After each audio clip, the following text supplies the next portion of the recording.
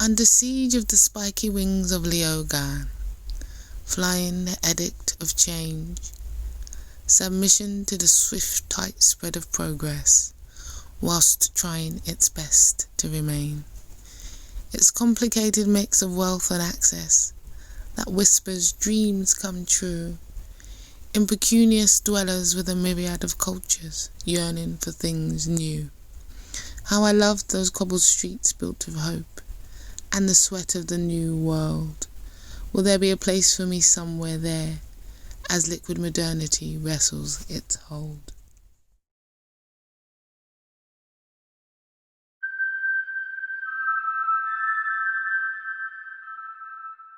It was now July, and the whole mass of buildings, the liberties as to the particular part called the city, or within the walls, was not yet much infected. The plague, which had chiefly raged at the other end of town, began to now come eastward towards the part where I lived. The Inns of Court were all shut up, nor were many of the lawyers in the Temple or Lincoln's Inn or Gray's Inn to be seen. Everyone was at peace. There was no occasion for lawyers. They were generally gone to the country. Great numbers of persons followed the court by necessity of their employments, and others retired, really frightened with the distemper. It was a mere desolating of some of the streets. It is true, a vast many people fled, as I have observed, yet they were chiefly from the west of town, and from that we call the heart of the city. That is to say, among the wealthiest of people. And such people were unencumbered with trades and business, but of the rest, the generality stayed, and seemed to abide the worst, so that in the place we called the Liberties, and in the suburbs in Southwark, and in the east part such as Wapping, Ratcliffe, Stepney, Rotherhithe, and the like, the people generally stayed, except here and there a few wealthy families, who, as above, did not depend upon their business.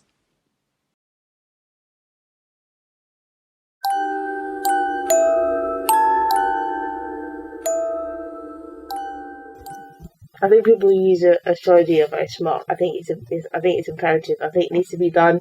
If you are in the astrology community, you know that every time Saturn and Pluto do a dance, crazy stuff happens. For example, Twin Towers, Saturn and Pluto did a dance. World War I, World War II, AIDS, even the previous pandemic. You know, if there's a conjunction square or opposition, stuff goes down. So beforehand, I looked in 2019 and I saw that there's going to be a conjunction, and actually there was also a conjunction with Jupiter, and some astrologists, I thought that maybe that would make it better because Jupiter is a benevolent planet, but then I read some other astrologers saying that even though it's a benevolent planet, it can also make things expand, because there's abundance, it can make things expand and make things greater, so it can actually make things worse. So you've got all the outer planets, you've got two malefics and one that makes things expand, so you just get a pandemic, basically.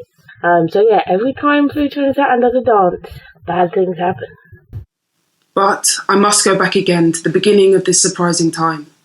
While the fears of the people were young, they were increased strangely by several odd accidents.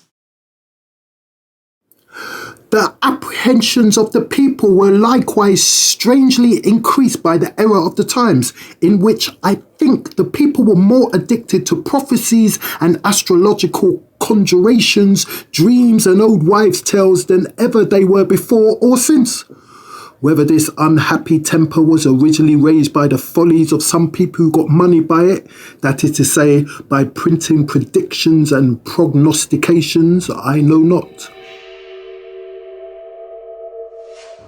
These things serve to show how far the people were really overcome with delusions.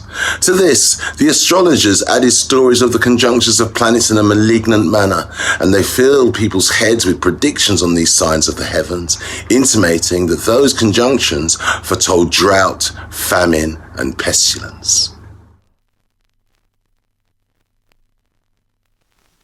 Nay, so particular some people were, that as they looked upon the comet preceding the fire, they fancied that they not only could perceive the motion with their eyes, but even they heard it. It made a rushing, mighty noise, fierce and terrible, though at a distance and just perceivable.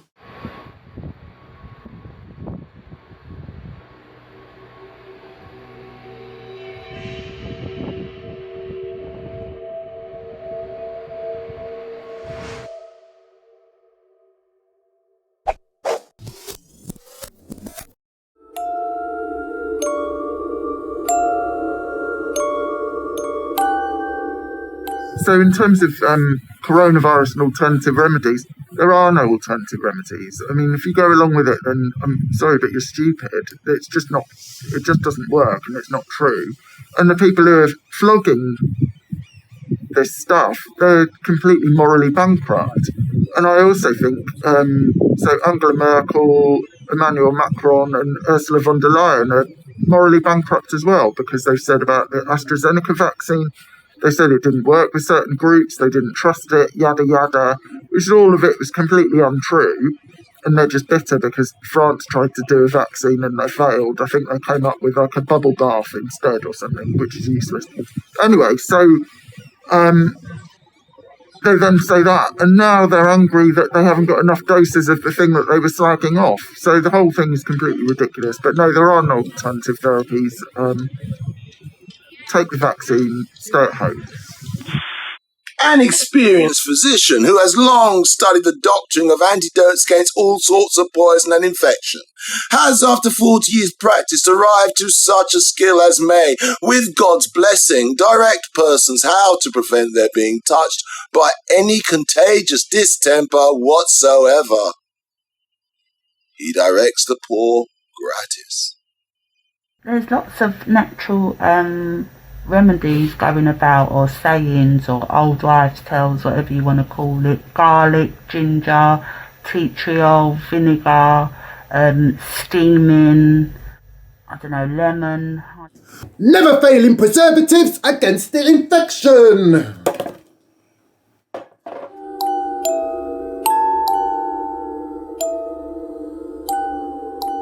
With conspiracy theories, it's almost like you can't talk about individual conspiracy theories anymore, because it's almost like an umbrella term where people feed in all of these different things, and it's basically a kind of big mess of crap now. Those who have ears to hear will hear, and those who have eyes to see will see, and those with a heart will understand. Now some of you lot know that it's the towers them that's emitting the radiation waves that's making people sick. Well, they're not hiding it from you because it's in plain sight, but people have eyes to see and can't see. Check out your £20 note. Tell me, is that not a tower? And those rings around the tower, are those not the emissions from the tower?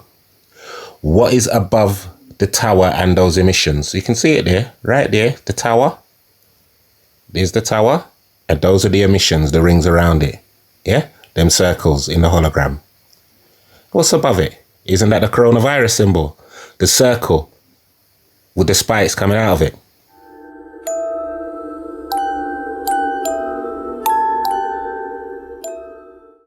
There was still another madness beyond all this, which may serve to give an idea of the distracted humour of the poor people at the time.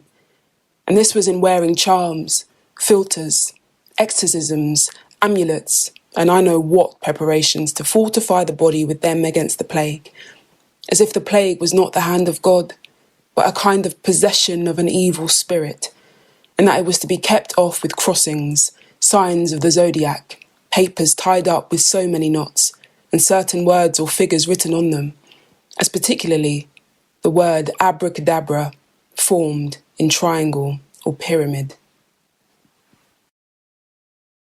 I spent a great deal of time in my exclamations against the follies, and indeed the wickedness of those things in a time of such danger, how the poor people found the insufficiency of those things, and how many of them were afterward carried away in the dead carts and thrown into the common graves of every parish with these hellish charms and trumpery hanging about their necks. Indeed, the poor people were to be pitied. Death now began not, as we may say, to hover over everyone's head only, but to look into their houses and chambers and stare in their faces, though there might be some stupidity and dullness of the mind, and there was so a great deal, yet there was a great deal of just alarm.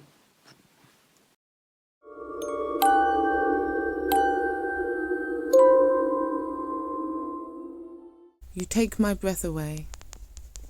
He told me he was feeling tired. He had a headache with a temperature of 38, and he couldn't breathe. He called them on the phone. He was all alone. They told him to stay in place.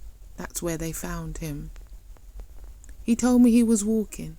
He was stopped, and then the phone dropped. That's the last I spoke to him. They tell you not to resist. We have been trained to assist in our allurement. I can't breathe.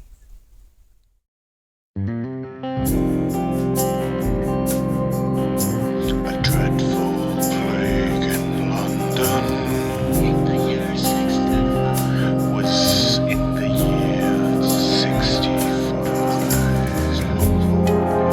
which swept and